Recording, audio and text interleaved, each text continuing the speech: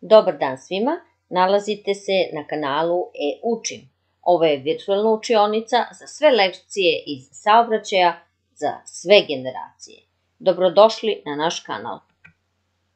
Danas nastavljamo s predmetom saobraćajni sistemi, čas broj 32, a nastavna jedinica koju danas obrađujemo zove se mesto PTT saobraćaja u saobraćajnom sistemu.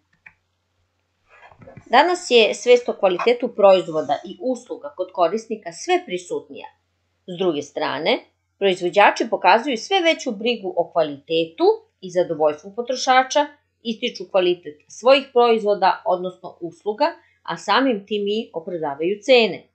To je svakako primetno u PTT saobraćaju, kako u brzini i sigurnosti prenosa pošiljaka, tako i u novim tehnologijama, vezano za internet i telefonske usluge. PTT saobraćaj ima veoma značajno mesto u saobraćajnom sistemu, jer je danas nezamisliv život bez interneta i telefona, kao i bez usluge brze pošte i naručivanja preko interneta robe različitih namena.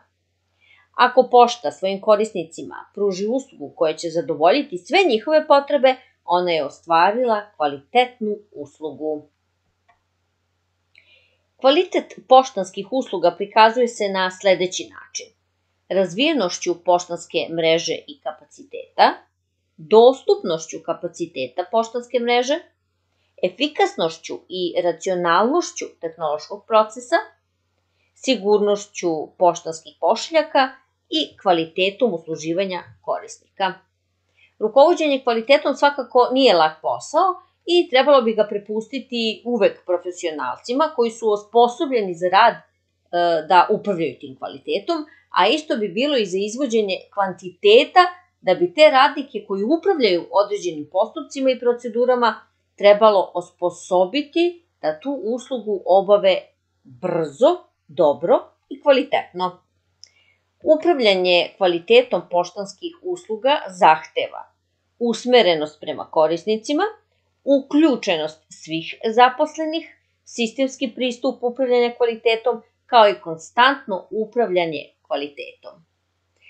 Kvalitet se naravno ne sme zamisliti kao moranje. Kvalitet poštanskih usluga je potreba koja traži i planiranje kvaliteta, i kontrolu kvaliteta, i osiguravanje i poboljšavanje kvaliteta radi postizanja što boljeg tog kvaliteta poštanskih usluga. On je danas imidž nekog preduzeća, moćno oružje protiv konkurencije i sredstvo za osiguranje napretka i opstanka svakog preduzeća na tržištu. Kvalitet je pravi odgovor na sve veće zahteve korisnika proizvoda, roba i usluga. Ostvarivanje kvaliteta preduzeće osigurava zadovoljstvo korisnika, ali i vlastito zadovoljstvo svojih radnika, dobavljača, a time i cele društvene zajednice.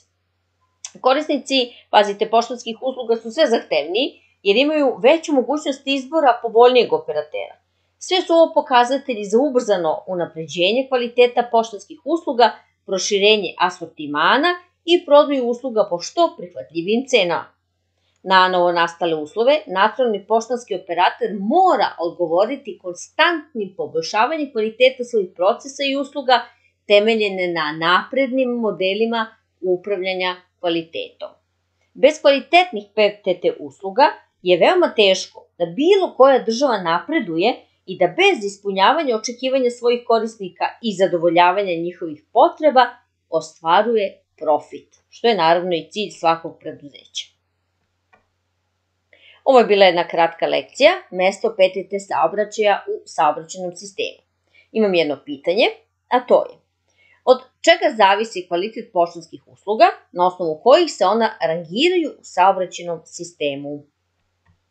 Tačan odgovor je da zavisi od razvijenosti poštanske mreže i kapaciteta, dostupnosti kapaciteta poštanske mreže i efikasnosti i racionalnosti tehnološkog procesa, kao i sigurnosti poštanskih pošiljaka i kvaliteta usluživanja korisnika. Preporuka za vežbu može biti kao i jedan od prošlih časova da pronađete na internetu kako se prevoze pošiljke u zemlji po izboru.